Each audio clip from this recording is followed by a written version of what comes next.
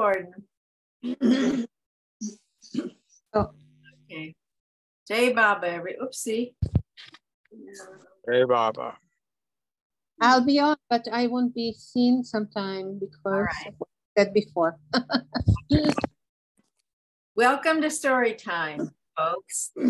Today we have a real treat. We have Rosalie Dunphy, who not only reads but acts. She's the best reader. And she's reading Bhauji's book, Nectar for the Children, with incredible illustrations by Nadia Wolinsk. Let's see. So I'm going to spotlight you, Rosalie. Here we go. All right.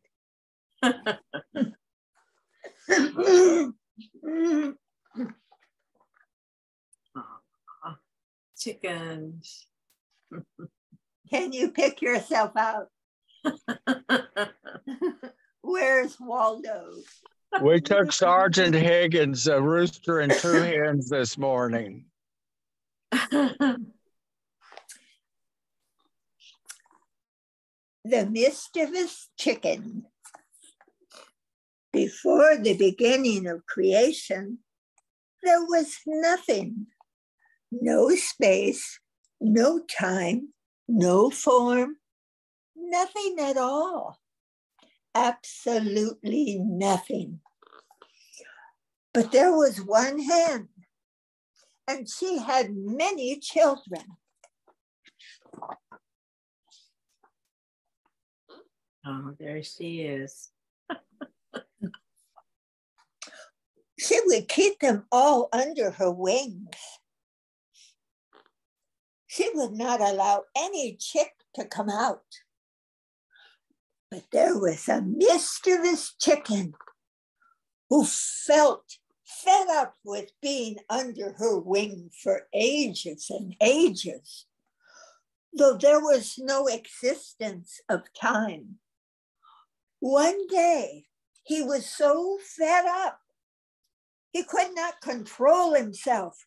He journeyed out from under his mother's wing. As soon as he did, the mother hen got scared. The mischievous chicken also got scared.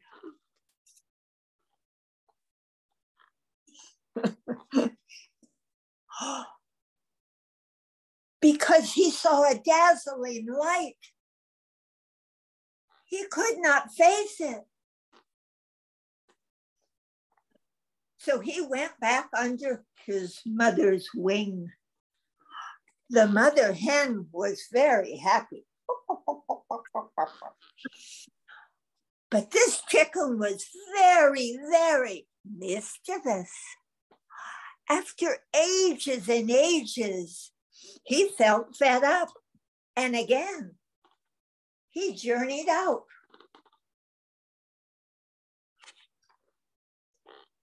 The mother hen felt scared.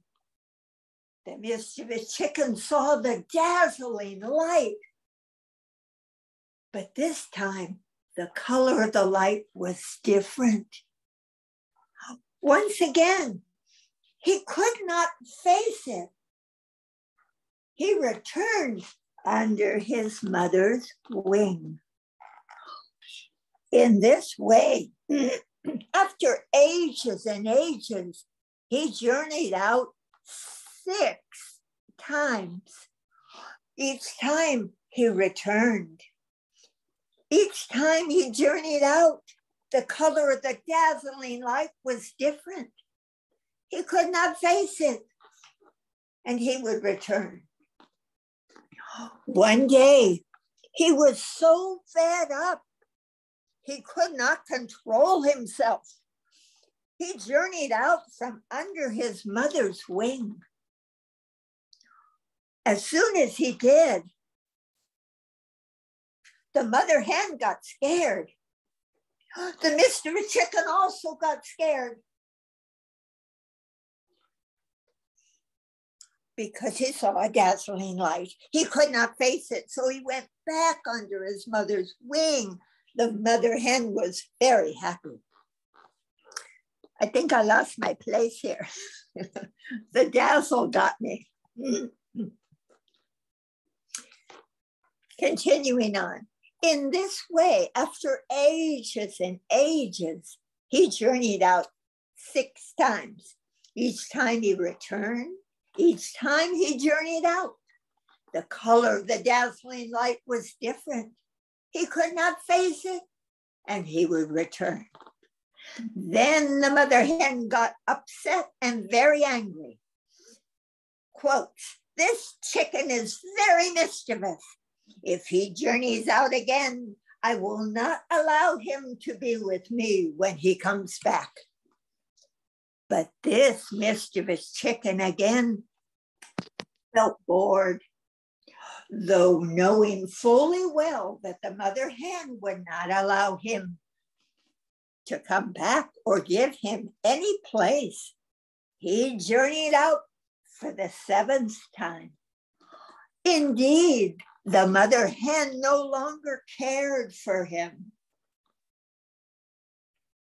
So the mischievous chicken decided to go further, though he could not face the dazzling light. And then what happened? He felt hungry. He asked himself, "What should I eat now?"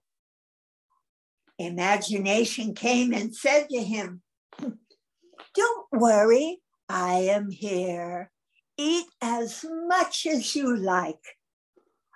The mischievous chicken felt very, very happy and had 13 adventures.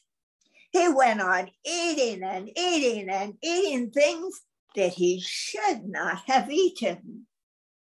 Up until the 7th adventure, he went on eating and eating. But when he entered into the 8th adventure, his hunger was less and he would eat less. He went further and further. His hunger became less and less, and he would eat less and less.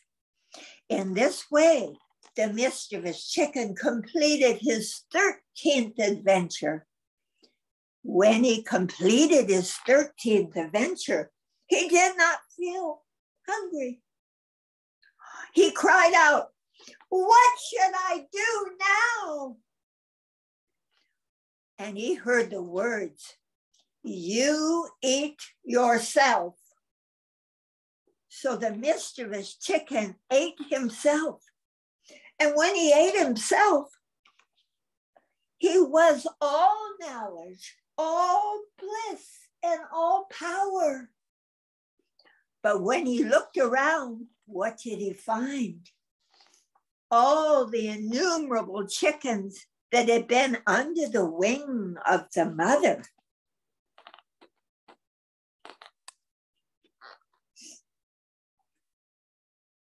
Had followed him. So the mischievous chicken had to take on the responsibility of those innumerable chickens. That's why the avatar comes down on earth, age after age, to look after the innumerable chickens.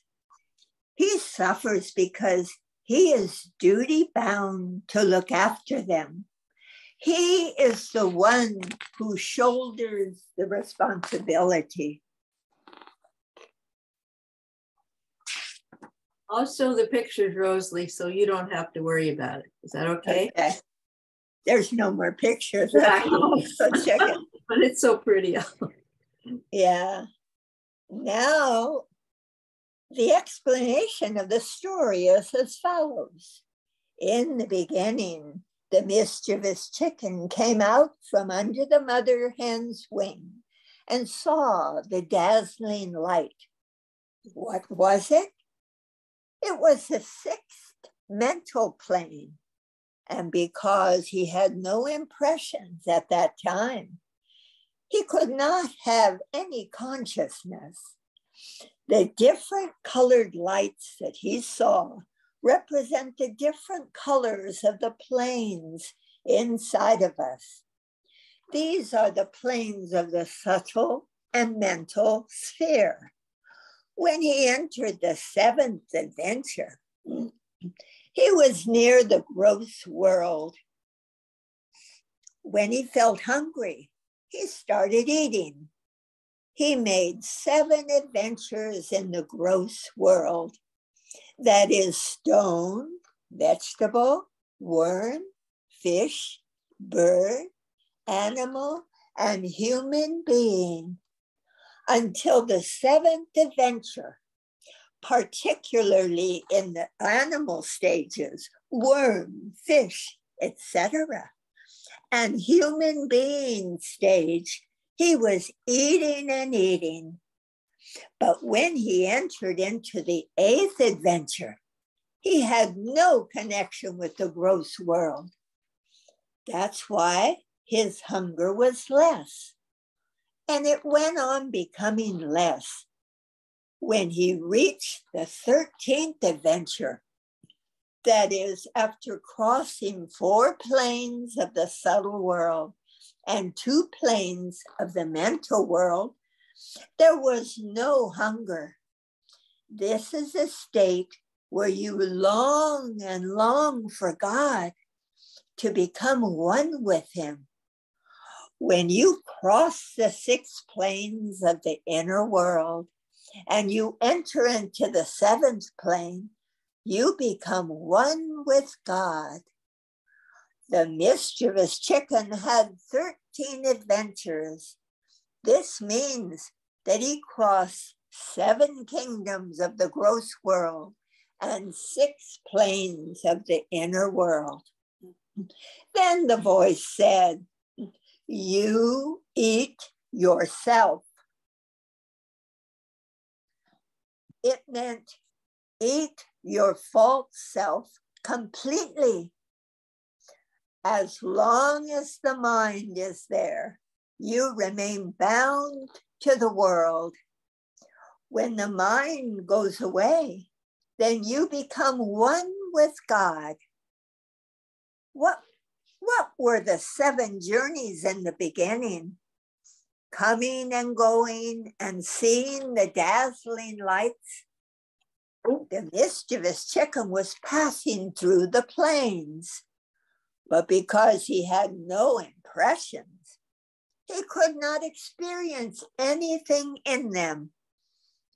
Afterwards, he got consciousness of the gross world and passed through 7 kingdoms.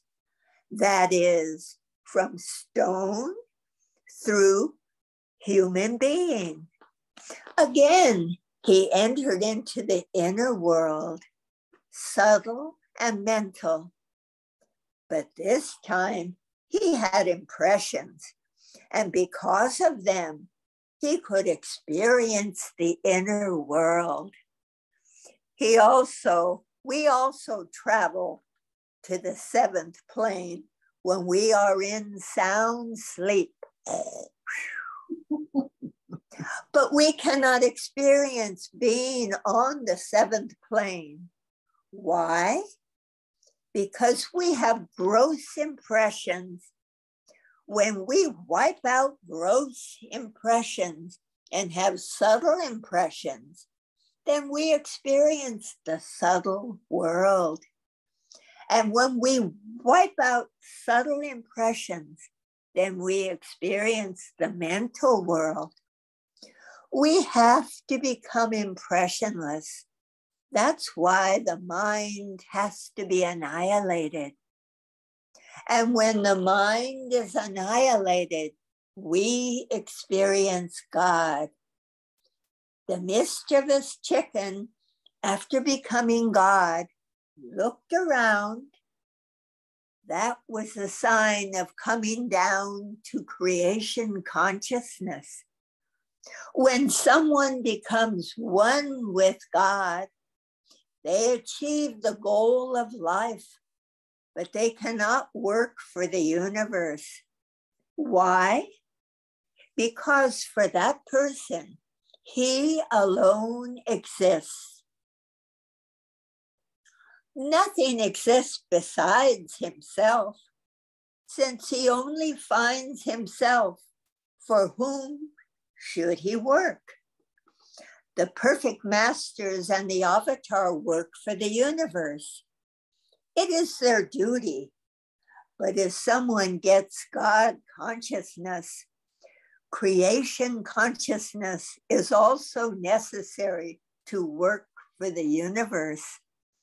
Therefore, when the mischievous chicken received creation consciousness, he found creation. He always deals with manyness and works for manyness, but he remains one. The mischievous chicken story is really very important. The first time the mischievous chicken made 7 journeys, he had no impressions, so he could not experience the plains. He was unable to face the light. But when he came down to the gross world, he had 13 adventures. Of these, 7 are for the evolution of consciousness. Then he went through the involution of consciousness for 6 adventures, for a total of 13 adventures. When he had the 14th adventure, he realized who he was. So, though at first he made journeys through the plains, he did not experience them because he had no impressions. But when he had impressions, he experienced the evolution and involution of consciousness. The first one to become a perfect master is the same one who comes down upon the earth as the avatar. He is the same one who comes age after age with different names, but is always the same one. He came as Zoroaster, Rama, Krishna, Buddha, Jesus, Mohammed, and in this age, as Meher Baba. He is always the same ancient one. The mischievous chicken. Wow, that was great. I couldn't get to cleaning because I'm listening and looking at you.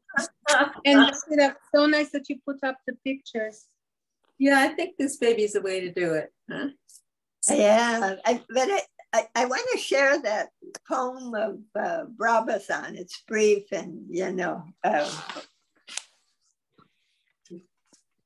What about another story? Yeah, I hope so. Rosalie, you got another story in you? I hope.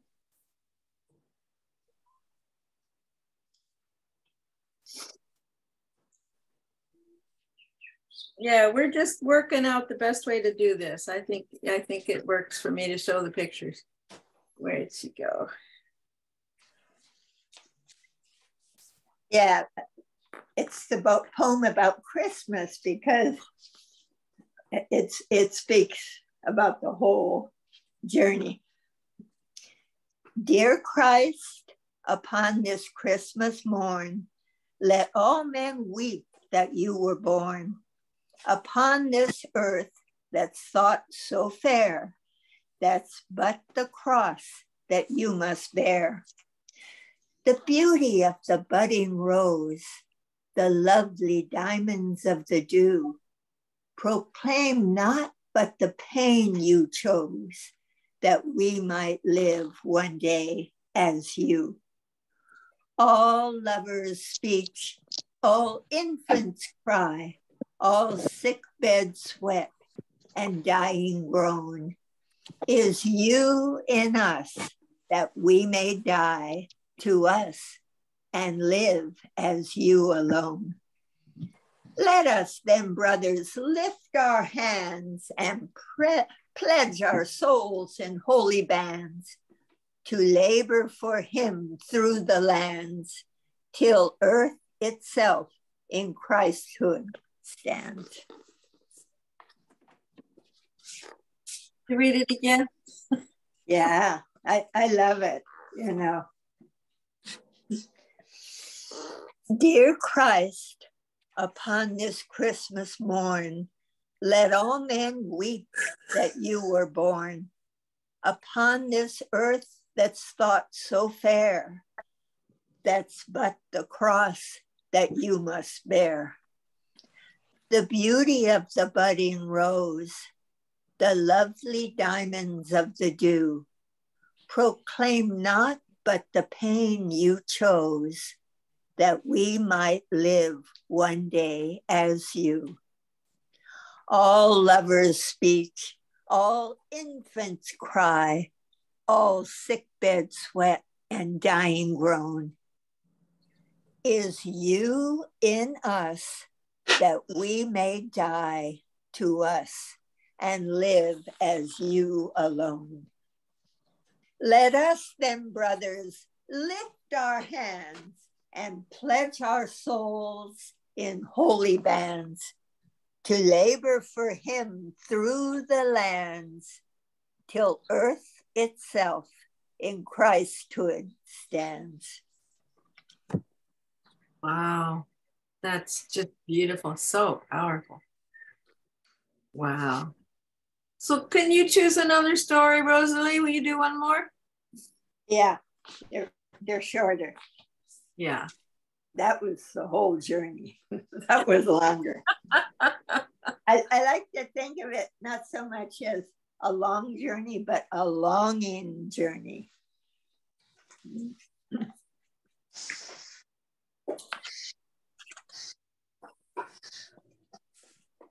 I'm going to do the one about the hunter. That's at the beginning, like it's page 5. Beautiful. She just came out of the year of the tiger. The one called The Bird, you mean? No, it's the next one, the hunter. Oh, okay. Yes. I see. Okay. Yeah. Good. All right. I'm gonna. The hunter. There was a forest where there was a hole. Many mice were living in it. And the mother of the mice would not allow any mouse to go out of the hole, because outside there was a cat. One day, all of a sudden, one mouse came out of the hole. The cat immediately ate that mouse. Nearby was a hunter's dog. That dog then ate the cat. Wow. Then a tiger ate the dog. There was a hunter who shot the tiger with a gun and killed it. Though this story appears very simple, a book could be written about it. First, the evolution of consciousness, and then involution of consciousness should be explained. Only then can this story be understood. In this story, the ocean of unconsciousness is called, quotes, the forest, end quotes. And in this ocean, there are innumerable drops, or in this story, mice. The mother of the mice represents the nothing, the original shadow of the everything. The nothing is the state of nirvana, and creation has taken place in the nothing. Someone who achieves nirvana experiences the nothing, and then immediately experiences the everything. Therefore, just like the mother hen in the mischievous chicken story, who did not like any of her chicks to go out. The mother of the mice similarly did not want any mouse to go out from the hole. The hole is the own point from which creation has taken place. The mouse eaten by the cat signifies gross consciousness. The hunter's dog eating the cat means subtle consciousness eats gross consciousness. Then the tiger killing the hunter's dog means mental consciousness eats subtle consciousness.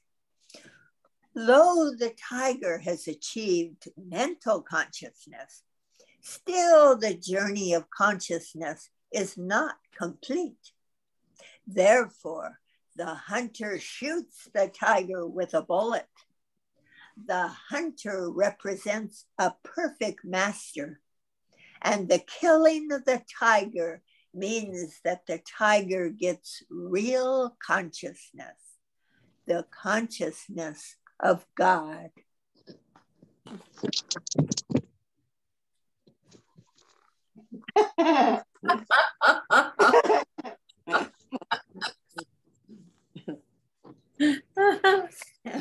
The end. Shall I do the bird? Yeah. Let's do the bird.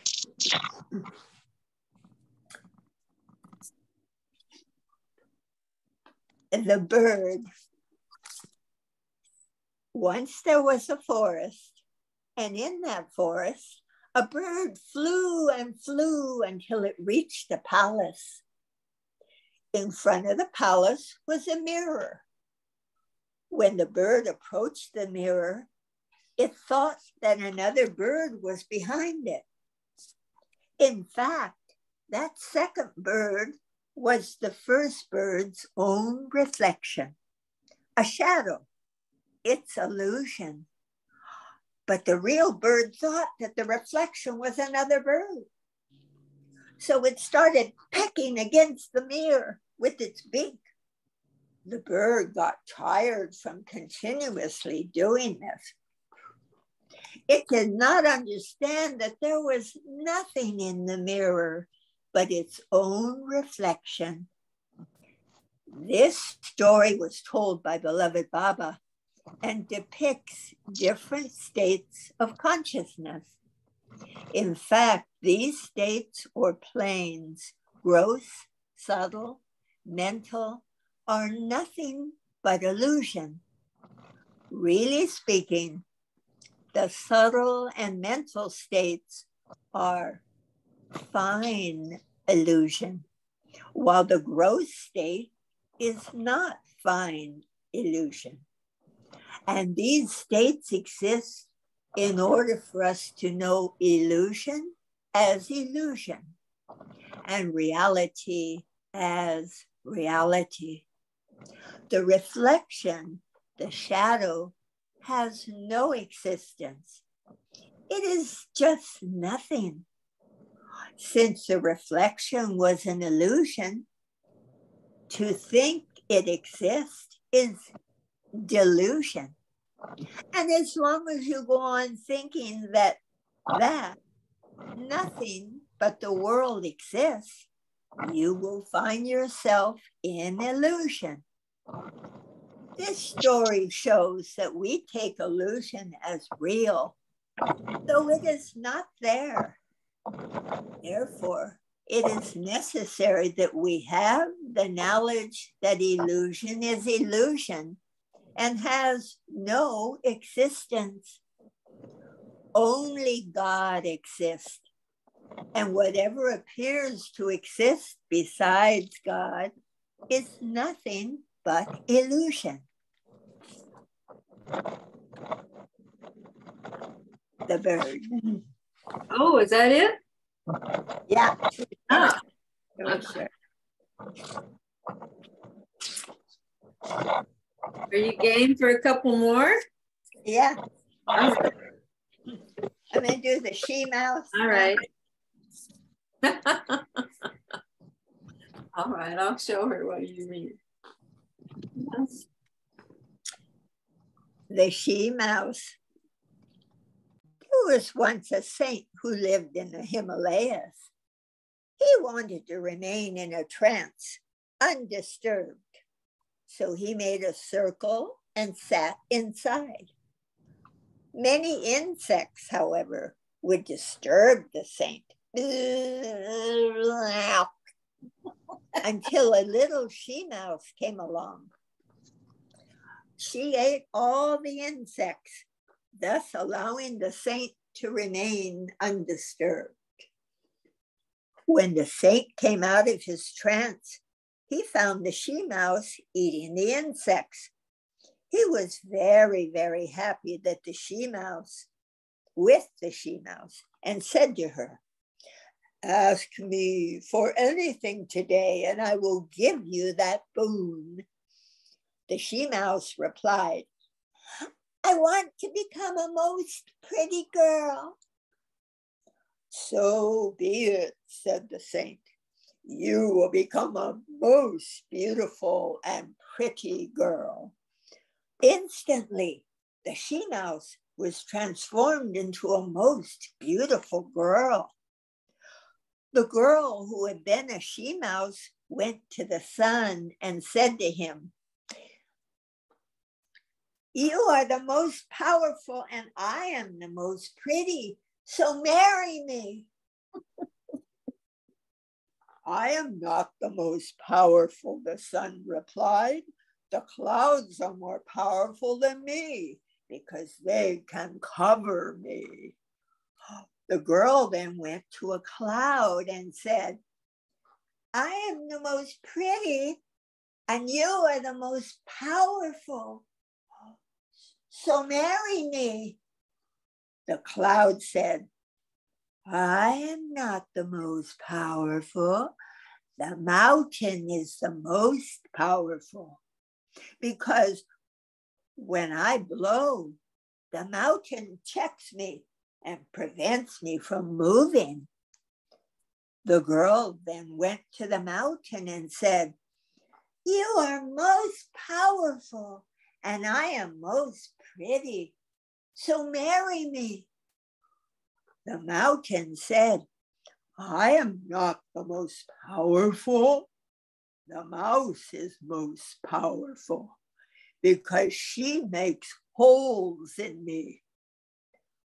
The girl went to the saint and said, "Please change me from a pretty girl back to a she mouse because a mouse who can make holes in the mountain is the most beautiful."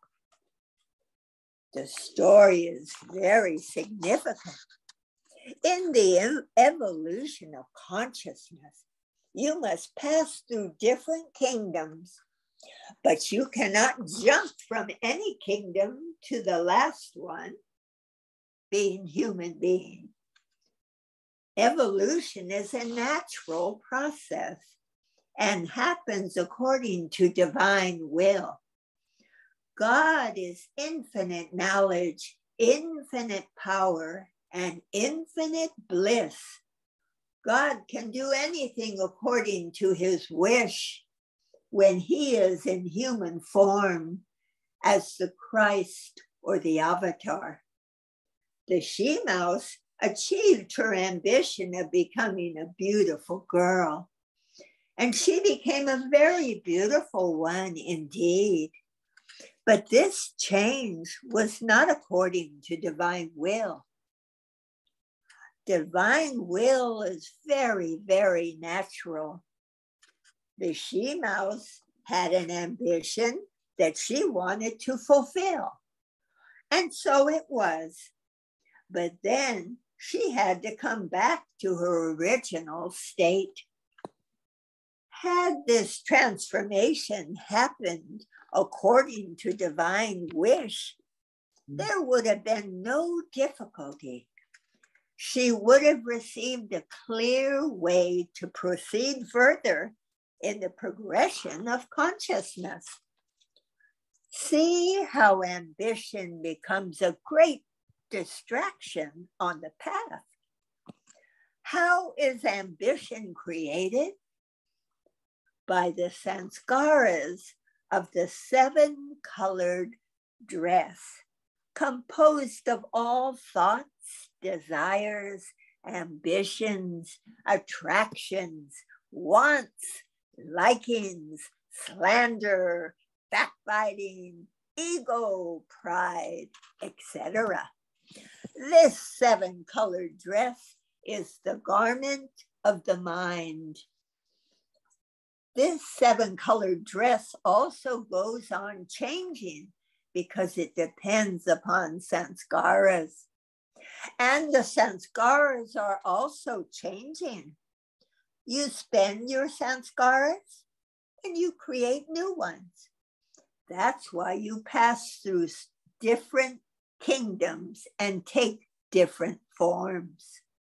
According to divine will, you will pass through 8,400,000 births in the human form. When you become one with God, whether after 1 million births, 2 million births, or after your first birth, it happens according to divine wish. The avatar, the Christ, the prophet, the Rasul can do anything at any time. He is above everything. He is the highest of the high, and he can do anything according to his wish, his own wish. For this purpose, because he is the sole authority, nothing binds him. How difficult his work is. Even if he wipes out the sanskaras of one person, it affects the whole world. Each individual is connected directly with his own family members and friends. They are connected with others, and still others are connected to them. In this way, you are connected directly with your family and friends, and indirectly with the whole world. Therefore, the avatar's work is infinitely difficult. When he comes down on earth, he takes the burden of the whole world upon himself. What is this burden? It is the burden of sanskaras that keeps him bound to creation. He is eternally free in his own form, and he is eternally bound in everyone and everything. Mm-hmm. What a burden it is. He can never be free from this burden because he is the one responsible for creation. When he comes down on earth, he wants to take the burden of everyone. But attachment to the world is such that nobody wants to give his or her burden to him. He wants to collect all the rubbish, sanskaras, that keeps everyone bound, but nobody comes forward to give their rubbish to him. People may garland him, bow down to him, and sing his glory, but they want to retain their rubbish. They are attached to it because they don't know how bound they remain. That is why, in order to get rid of your rubbish, you have to obey the master. Lead a dedicated life to serve his cause in his love and surrender to him. This is most important because people are so intelligent They wonder why they should become a slave of the master. They do not know how they have become the slave of their own intellect. How the devil, mind, has made them its slave, and how they dance to its tune, thinking that they are intelligent. It is the game of Maya.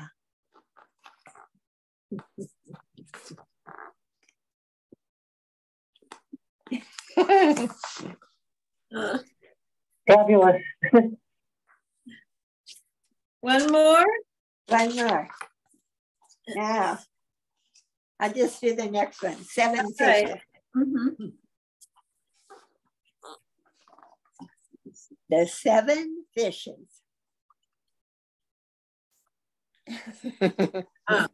That's a big one. Yeah. Good. This story was told by beloved Baba and depicts different planes of consciousness, the gross world and the subtle and mental planes. There was an ocean, and in this ocean, there were 7 fish. The first fish was very small, and the second fish was bigger than the first. In this way, the third fish was bigger than the second, and the fourth bigger than the third. The 7th fish was very, very big. Each fish represents one inner plane of the subtle and mental worlds. One day, the second fish became very hungry. She ate the first fish. After 7 years, the third fish became hungry. And she ate the second fish. In this way, every 7 years, one fish after another became hungry. Every fish ate the fish that was smaller than it. At the end, only the 7th fish remained in the ocean.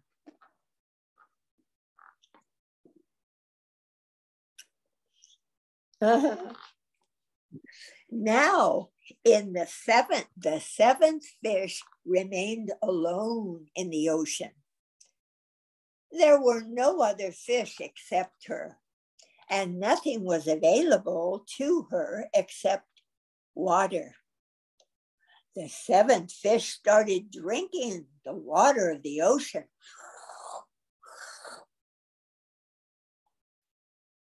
Continuously quenching her thirst. But after 7 years, she felt very hungry. She felt no charm living all alone and became very tired of it. Her life had become monotonous, and therefore she ate herself. In this way, there were no fish in the ocean, but the ocean remained as the ocean. It got the consciousness that it had been the ocean all the time. This conscious ocean had no fish in it. The unconscious ocean, the shadow of the real ocean, remained as a shadow. And in this unconscious ocean, there were always hunger and thirst.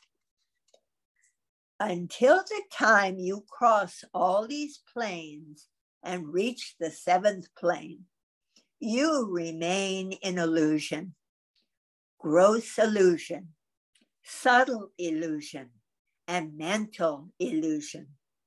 But to know illusion as illusion and to become the ocean, God, is the goal of life. When one experiences the ocean, They know they are eternal, all-knowing and all-pervading. They know that they are everything, and that besides themselves, there is nothing. Whatever appears, they know it is just illusion. But for those who feel hunger and thirst, their end will definitely be there. And one day, they will become the ocean. That ocean, which does not feel hunger or thirst, remains forever. It remains always conscious.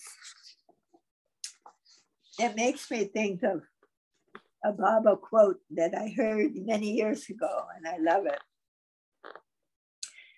because this is such an important and powerful coming, his seventh of a series, 7/11 actually.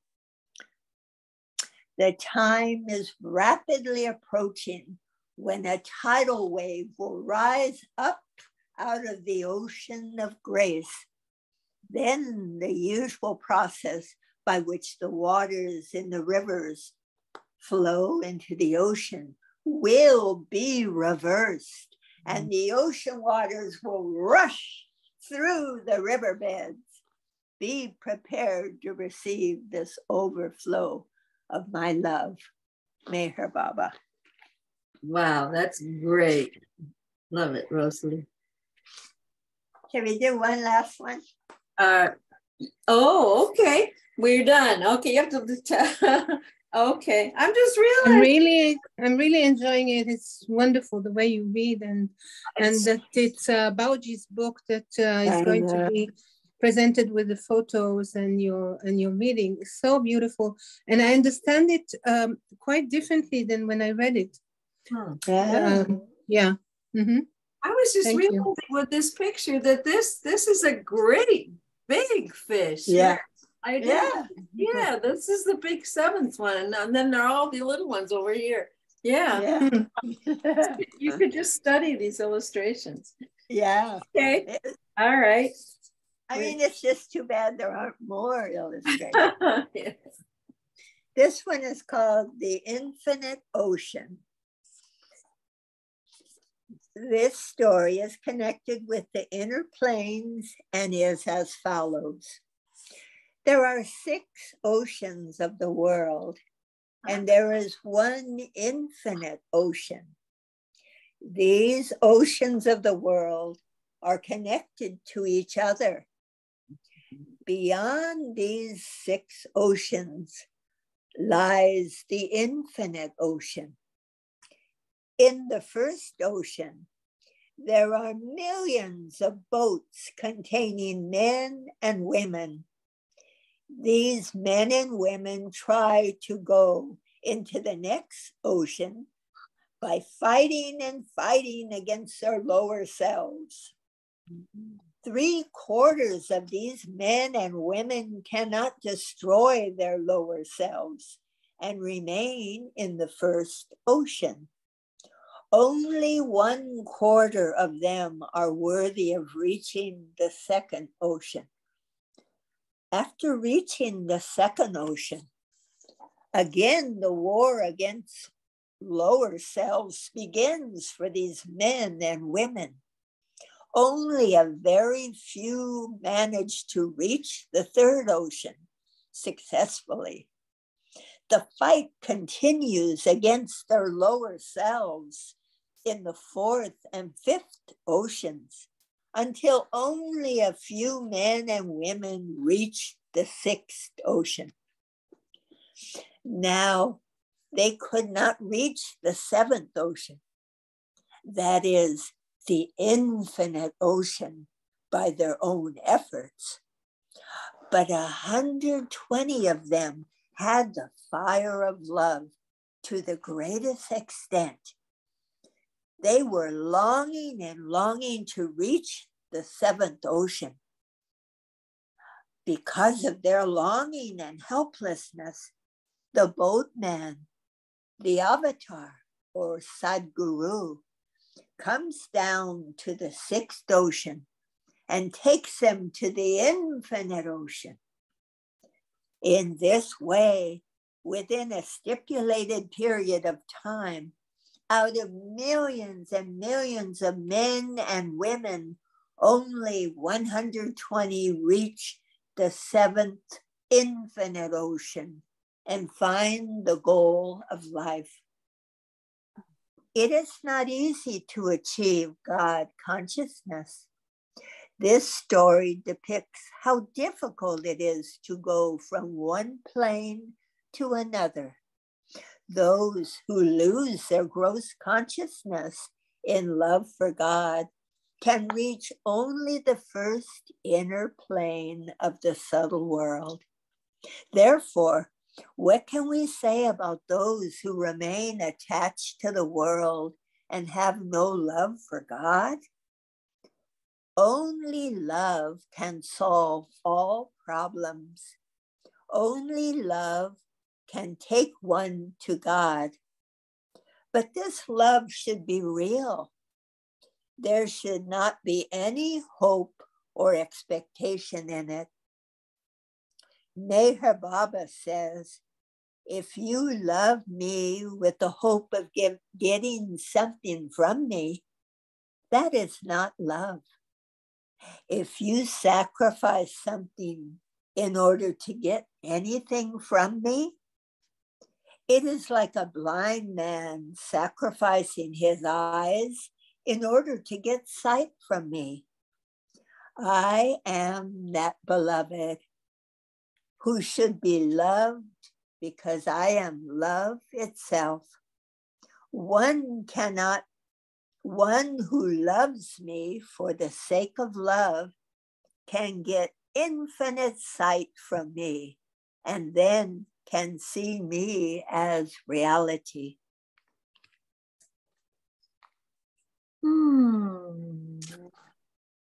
Thank you, Rosalie. You do it best. Come back another time and finish the book. No, they're so, when you think, Jesus spoke in the parables too, but these are really fish eating fish and then has to eat himself. Oh my God. These are over the top. You'll have to read us the story of Adam and Eve and Ganesh, Rosalie, sometime. Where is that?